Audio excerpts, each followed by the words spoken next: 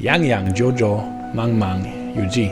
功成双和，碧浪灯香，阿里头生长，第一王朝真密，君主正当，正于社稷，煌煌中鼎，一一典语。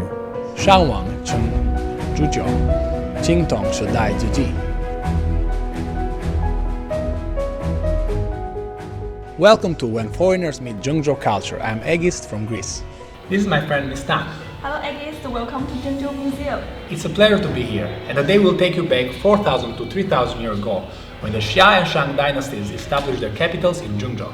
Having lived in Zhengzhou for so long, I have a good knowledge about the Xia dynasty. Do you know how the Xia dynasty was established? Well, about 4,000 years ago, the Yellow River, as we can see in the video, forced a lot of people out of their houses.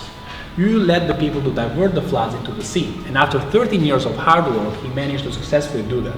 He captured the heart of the people and he became the new leader of the tribal alliance. He established Yangcheng as the capital of the Xia dynasty, and Xia dynasty marked the beginning of the Chinese national civilization. I know Zhengzhou and the Xia dynasty very well. The people-oriented and innovative spirit embodied by Yu during his water control is the symbol of the spirit of the Chinese nation.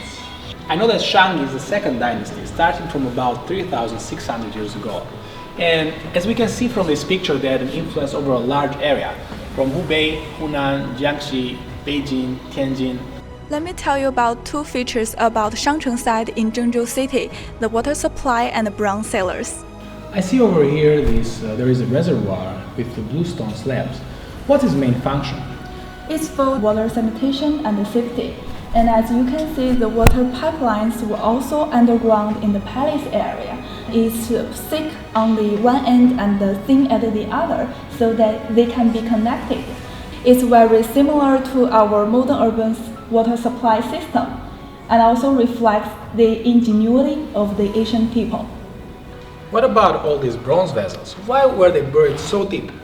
These sacrificial bronze vessels were buried after the ceremonies, or in the wartime these precious bronze vessels cannot be taken away, so they were buried in an orderly manner.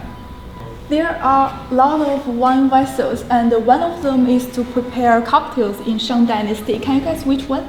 Let me think. I guess maybe this one. I think people use this one to drink wine from the hall and maybe mix together different kinds of cocktail mixtures.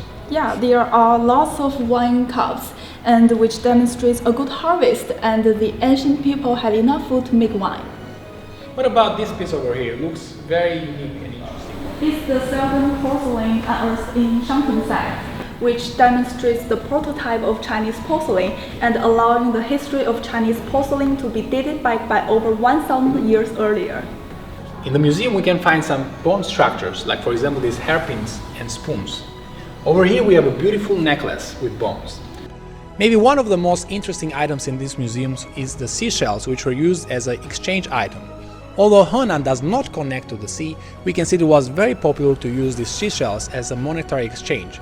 This shows how well the region was connected to other cities across the country. From the Neolithic age to the Xia dynasty and Shang dynasty, the ancient Chinese civilization has taken root and developed in this land. Zhengzhou is the cradle of Chinese civilization, and it helped forge the vitality of the Chinese nation.